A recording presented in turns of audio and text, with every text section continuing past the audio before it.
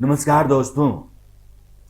अब तो नाउमीदी का मौसम है। मुझसे जो कुछ कहो बस झूठ कहो। ये झूठ कहने की पैरवी मैं बिहार के मौजूदा हालात के लिहाज से कर रहा हूं। राज्य में कानून व्यवस्था की जो स्थिति है वो इतनी डमाडोल सी है, डरावनी सी है। वहां घटनाएं इस तरीके से होने लगी हैं, बढ़ने लगी हैं कि एक बार फिर से जंगल राज के लौटने की आहट सी लोग सुनने लगे हैं। बिहार के जितने भी लोग हैं उन लोगों से आप बातचीत करते होंगे। अगर नहीं करते होंगे तो किया कीजिए। फिर आपको इस बात का अनुमान होगा कि राज्य में कानून व्यवस्था को लेकर के लोगों का डर कैसे बढ़ता जा रहा है। इसका ताजा नमूना है राजधानी पटना के भीतर आरजेडी के पूर्व एमएलसी अनवर अहमद का बेटा अशरफ अहमद, जो कि पार्षद है। वो डीएसपी के साथ दबंगई करता है, बदसलूकी करता है। पुलिस ने उसको हिरासत में लिया जरूर, लेकिन जो मुख्यमंत्री का अपना रवैया है वो बताता है कि पुलिस के खिलाफ मुख्यमंत्री कुछ करेंगे, लेकिन उस आदमी के खिलाफ नहीं करेंगे जिस आदमी ने पुलिस के साथ बदसलूकी, बदजुबानी की। और आप यूं कहिए कि उसने बहुत कुछ ऐसा किया जिसको लेकर के मुकदमा दर्ज होना चाहिए। लेकिन सिग्नल पॉलिटिक्स की जो चीजें होती हैं वहां से संकेत जो सत्ता देती है, उस संकेत से व्यवस्था अपने आप को देखती है और अपने फैसले लेती है। मुख्यमंत्री नीतीश कुमार से जब दिल्ली से लौटने के बाद पटना में मीडिया के सामने वो थे और सवाल किया गया कानून व्यवस्था को लेकर के, तो वो तिलमिला से गए। उन्होंने कहा कि आप ये देखिए कि बाकी राज्यों में क्या स्थिति है, बिहार में तो बेहतर है। यानी कि मैं अपनी जगह पर अपनी जमीन को नहीं देखना चाहता हूं, मैं दूसरों का हवाला देना चाहता हूं कि उनको देखिए फिर मुझसे सवाल कीजिए। अब उनको में किनको किनको देखा जाए। मामला बिहार का है, बिहार के मुख्यमंत्री सवाल है, लेकिन बिहार का मुख्यमंत्री ना तो बिहार में बढ़ रहे अपराध के मामलों और ना पुलिस के सामने खड़ी हो रही चुनौतियों की बात करता है, बल्कि वो कहता है कि आप दूसरे राज्यों को देखिए। ये क्यों है?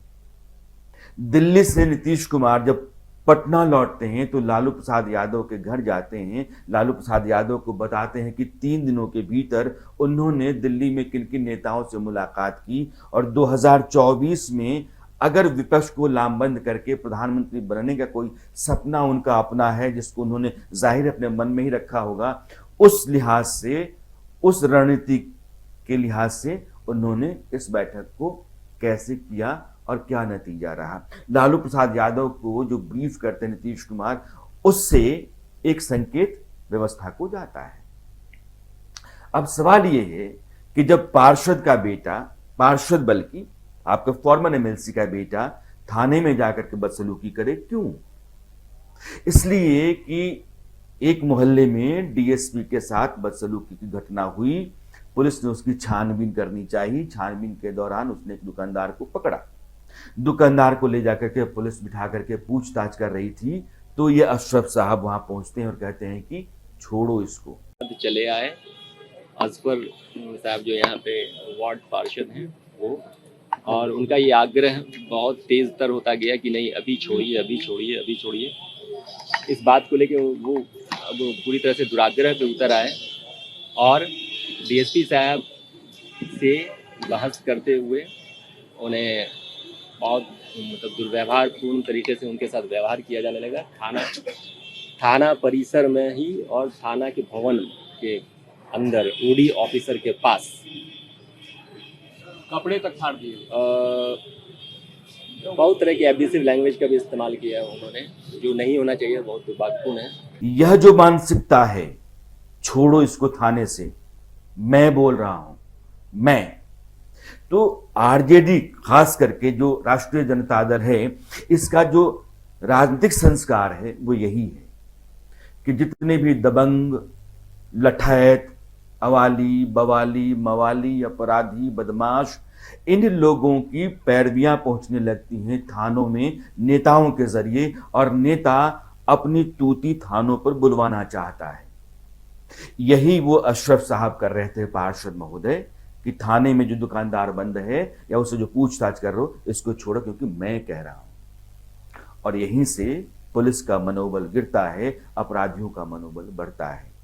बस 3 दिन पहले पटना में ही आपको याद होगा कि डबल मर्डर हुआ था, और इस डबल मर्डर के बारे में कहा यह गया कि 2 गैंग के बीच का झगड़ा था और उसी में हत्या हुई। मैंने मान लिया, लेकिन गैंग वॉर होने लगा है। इसका मतलब यह है कि अपराधियों के मंसूबे बढ़ गए हैं, मनोबल बढ़ गया है, पुलिस की हनक, सरकार की हनक कम हुई है। यह सिर्फ बदली हुई स्थितियों के कारण है या फिर नहीं है? जो लोग कहेंगे कि बदली हुई स्थितियों के कारण नहीं है, उसकी पैरवी करते हैं, तो फिर उनको थोड़ा और इंतजार कर लेना चाहिए ताकि कुछ और मामले भी सामने आ जाए। अब आप ये देखिए कि एक आदमी जो आर्मी में काम करता है, वो पटना के एक मोहल्ले से निकल रहा होता है और उसके साथ छीना झपटी घटनाएं होती हैं। राजधानी पटना में सेना के जवान के साथ छीना झपटी की घटना होती है, लूट की, और वो विरोध करता है तो गोली मार दी जाती है। पटना के भीतर एक जवान को गोली मार दी गई। ये घटना भी हाल की ही है। आपको ये देखना है कि अपराध किस तरीके का बढ़ रहा है। जो संगठित अपराध होता है वह बढ़ रहा है। वो खनन माफिया है, बालू माफिया है, शराब माफिया है, माफियाओं का गैंग हावी होने लगा है। ये स्थिति खतरनाक होने लगी। पटना में आप ये समझ के बालू माफिया इंस्पेक्टर को जा करके उसके दफ्तर पर धमकाता है, उसके सीनियर अधिकारी का नाम लेकर के गाली देता है। ये स्थिति है। सिवान की घटना आपको याद है कि सिवान में पुलिस का गश्ती दल गया। क्यों गया? क्योंकि उसको पता चला कि यहां शराब का कुछ धंधा चल रहा है, इसलिए छापेमारी करने के लिए गया। उसमें शराब माफियाओं की तरफ से पुलिस पर जो हमला हुआ, एक पुलिस वाला मारा गया, एक जो गांव का आदमी था वो घायल हुआ, कोई बुजुर्ग। लेकिन क्यों? सिवान में खान ब्रदर्स जो हैं वो बहुत जाने माने लोग हैं। इनकी जो तूती है वो बिहार में बोलती रहती है, क्योंकि ये माफिया किस्म के लोग हैं। ये ग्यासपुर जो गांव है सिवान में, जिसमें अयूब खान और रईस खान 2 भाई हैं। अयूब खान तो जेल में है, लेकिन रईस खान बाहर है। तो पुलिस को पता चला कि इन्हीं लोगों के सरपरस्ती में कुछ शराब का धंधा चल रहा है, और पुलिस की टीम छापे मारने के लिए गई। उसके बाद नतीजा ये रहा कि एक जवान को गंवा करके वो लौटे। ये स्थिति है। जो आबकारी विभाग है, शराब माफिया एक्साइज के दफ्तर पर जाकर के पथराव करता है, एक्साइज की गाड़ियों को तोड़ दिया जाता है, उसमें पुलिस वालों को भी चोट आती है। इसलिए मैं कह रहा हूं कि जो संगठित अपराध है, अलग अलग तरह के जो कुनबे हैं अपराधियों के, वो सक्रिय होने लगे हैं, वो हावी होने लगे हैं। पुलिस का डर नहीं है, एक्साइज डिपार्टमेंट का डर नहीं है। उनको सिर्फ इस बात का पता हो गया है कि मेरे जो मालिक मुख्तार लोग हैं उनके पास ताकत आ गई है, वो चाहेंगे तो पुलिस को से निपट लेंगे और हमें बचा लेंगे। इसलिए चल रहा है ये सब कुछ। कंकड़बाग में सेना के जवान को मारे जाने की घटना मैंने आपको सुनाई, वो अपने बड़ी घटना थी। कुछ दिनों पहले पटना में ही एक लड़की कोचिंग से घर को लौट रही थी और उसका पीछा एक लड़का करता है, वो वीडियो आपने देखा होगा, और उसको गोली मार देता है।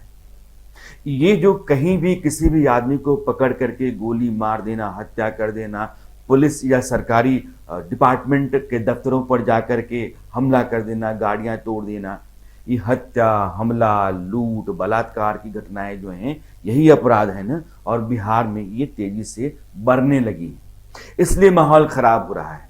नीतीश कुमार, जो अपने आप को सुशासन कुमार कहते हैं, उनकी अगुवाई में मौजूदा सरकार बिहार की जो है, उसने कुछ अपनी इमेज इस तरीके से गढ़नी शुरू की है कि अपराधियों का मनोबल बढ़ने लगा है। पुलिस और प्रशासन, इन दोनों का एतबार घटने लगा है लोगों के बीच में। और ये घटते एतबार और अपराधियों के बढ़ते मनोबल के बीच में अगर मुख्यमंत्री ये कहते हैं कि मेरे यहाँ आप क्या देखते हैं, आप बाकी राज्यों में भी तो देख लीजिए। बाकी राज्यों में क्या देखें? बिहार पुलिस जो है उसने आज ही एक रिकॉर्ड जारी किया है। 2019 से अपराध कम हुए 20 में, 20 से अपराध कम हुए 21 में, 21 के बाद 22 में। लेकिन अब जो स्थितियां हैं, ये आंकड़ा 2022 के आगे या आप यूं कहिए कि महीने भर के बाद जो आएगा, उससे आपको इस बात का अंदाजा होगा कि बिहार में अपराध को लेकर के स्थिति क्या है और कानून व्यवस्था कितनी लचर होती चली जा रही है।